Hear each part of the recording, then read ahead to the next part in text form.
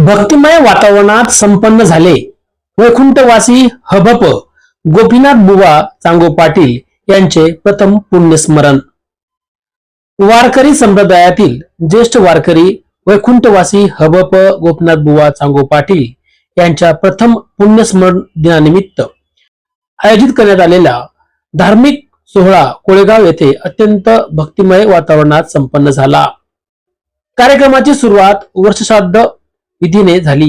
यावेळी स्वर्गवासी हबप गोपीनाथ बुवा पाटील यांच्या अर्धांगिनी कुसुम गोपीनाथ पाटील, हबप प्रसाद गोपीनाथ पाटील, जयेंद्र राजाराम पाटील, हबप अक्षय गोपीनाथ पाटील, चित्रा गणेश गायकवाड, पंढरीनाथ चांगो पाटील, रत्ना प्रकाश पावसे, जयदास चांगो पाटील, अर्पणा जगदीश पाटील, दशरथ चांगो पाटील, सुगंधा केशव केने, भोलेनाथ चांगो पाटील, हेमा उमेश पाटील, पूजा सोमनाथ पाटील, किरण रघुनाथ वझे यांनी वैकुंठवासी हबप गोपीनाथ बुवा चांगो पाटील यांच्या प्रतिमेचे मनोभावे पूजन करून प्रथम पुण्यस्मरणार्थ अश्रुनयनांनी आठवणीला उजाळा दिला। त्यानंतर हबप सुरेश महाराज पाटील बेलोलीकर यांनी आपल्या प्रभावी कीर्तनातून अध्यात्म, संस्कार आणि समाज प्रबोधनाचा संदेश दिला। कीर्तनाला पंचक्रोशीतील वारकरी, ग्रामस्थ आणि भाविकांनी मोठी उपस्थिती लावली होती। यानंतर संत सेवा एकादशी महिला वारकरी भजन मंडळ मोठे पनवेल तसेच श्री समर्थ कृपा भजन मंडळ बदलापूर कुळगाव यांनी सुमधुर भजन सेवा सादर करून संपूर्ण परिसर भक्तिरसात न्हावून निघाला। यावेळी वैकुंठवासी गोपीनाथ बुवा चांगो पाटील यांच्या कार्याचा उपस्थित मान्यवरांनी गौरवपूर्ण शब्दात उल्लेख करत त्यांना भावपूर्ण श्रद्धांजली अर्पण केली। उपस्थित मान्यवरांना वैकुंठवासी गोपीनाथ बुवा चांगो पाटील यांच्या आठवणीला उजाळा देण्यासाठी उपस्थित मान्यवरास छत्रीचे वाटप पाटील कुटुंबियाकडून करण्यात आले।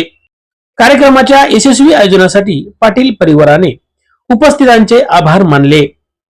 वैकुंठवासी हबप गोपीनाथ बुवा चांगो पाटील बद्दल कीर्तनकार हबप सुरेश महाराज पाटील बेलोलीकर आणि हबप रामदास महाराज पाटील काटाईकर यांनी दिली सिद्धेश्वर वार्ता न्यूजला प्रतिक्रिया। रामकृष्णारी वैकुंठवासी गोपीनाथ दादा चांगो पाटील दादांचे आमचे जवळजवळ परमार्थिक 20 वर्षापासून संबंध आहेत। म्हणजे नागावचे यांचे सासरे बुवा वैकुंठवासी रामदास बाबा आमचे मित्र, परमार्थिक मित्र आमचे भानुभाई भाऊ यांच्या माध्यमातून यांच्या सर्व नातेवाईक परिवाराशी झालेल्या ओळखी, तर या परमार्थाच्या माध्यमातून आम्ही एकत्र आलो। नंतर वैकुंठवासी गोपीनाथ दादांचं मागच्या वर्षी मला समजलं जाणं आहे आणि त्यावेळेला आम्ही वारीच्या संदर्भात पंढरपूरलाच होतो, पण दुःख झालं अतिशय आणि उत्तर कार्याची सेवा ही आपलीच होती। या घराण्याचं प्रेम माझ्यावर असल्यामुळे खूप यावर्षी सुद्धा त्यांनी पुण्यस्मरणाच्या संबंधात बोलवलं आणि दादांच्या बाबतीत जर म्हणायचं झालं तर गोपीनाथ दादांनी परमार्थाचं अतिशय जी मनात त्यांच्या आपल्या सत्याच्याबद्दल असं झालं पाहिजे, हे झालं पाहिजे, ते झालं पाहिजे। मला एकदा 2-3 वेळा कीर्तनाच्या सुद्धा माध्यमातून त्यांनी बोलवलं, तर कीर्तनाचं ज्या वेळेला नियोजन ते करायचे त्यावेळेला सर्व त्यांच्याकडे नोट्स असायचं, आज टायटल किती, कोणते कीर्तनकार, कोणता अभंग घेतला या संदर्भात ते, आणि परमार्थाच्या कार्यातून अगदी तरुणांचा वाढता भाव कसा निर्माण होईल, टाळकरी कसे वाढतील, माळकरी कसे वाढतील, असं गावावर अगदी नितांत प्रेम करणारे व्यक्तिमत्व म्हणजे गोपीनाथ दादा। त्यांच्या जाण्याने आम्हाला सर्व दुःख झालं। जेव्हा त्यांच्या परिवारातून फोन आला कैलास भाऊंच्या माध्यमातून, आता त्याच्यानंतर मी आमच्या ताईंशी बोलणं केलं, कुसुम ताईंशी, तर त्यांनी काही दादांच्या बद्दल सांगताना ज्या गोष्टी सांगितल्या ते ऐकून मला सुद्धा खूप दुःख झालं की देवानी त्यांना एवढ्या लवकर मृत्यू द्यायला नको होता, पण तरी पण ते कीर्ती रूपाने आज त्यांचा पारमार्थिक जो सुगंध आहे तो दरवळतोय आणि असाच त्यांच्या परिवाराच्या माध्यमातून ते पुढे कार्य करत राहतील। मी त्यांच्या दोन्ही मुलांना, प्रसाद भाऊंना, अक्षय भाऊंना संदेश दिला की दादांची पुण्यतिथी होता होईस्तोवर पुण्यतिथी बंद करू नका। याचं कारण असं आहे, तुकोबरायांच्या प्रमाणे तुका म्हणे पितरा आशीर्वाद देती कल्याण इच्छिती सर्व काळ। पितरांच्याकडून आशीर्वाद मिळाला पाहिजे, कोणत्याही प्रकारचं कमी होत नाही. दादांनी सुद्धा जसं कमी केलं नाही, संसार करून प्रपंच करून त्यांनी परमार्थिक सेवा केली.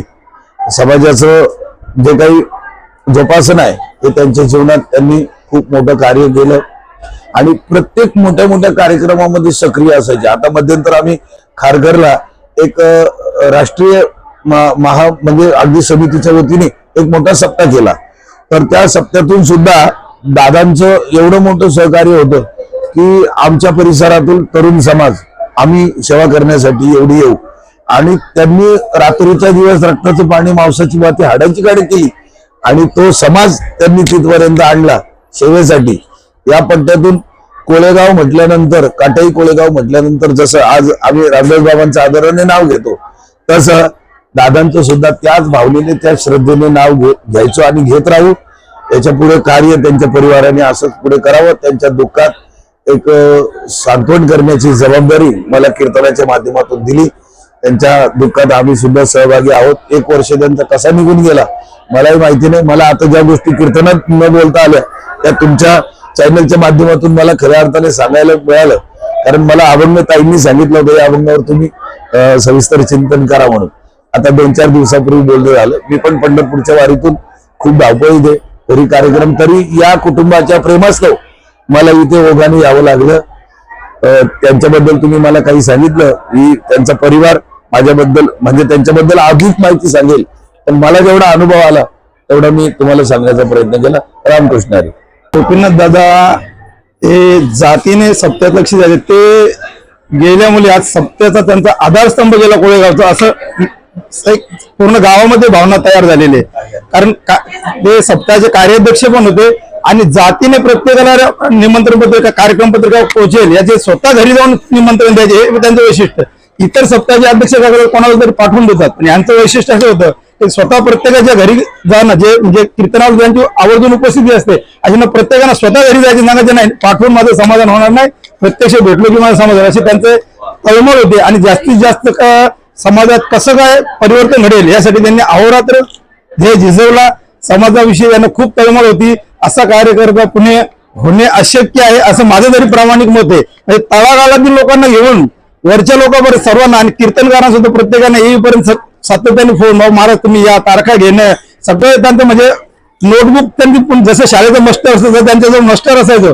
कोणी काय देणगी दिली, कोणाला काय तारीख घेतली, सगळं कोणाला निमंत्रण दिलं, कोणाला नाही निमंत्रण, हे सगळं त्यांच्याकडे नोंद असायची. मी सुद्धा अनुभवलेले.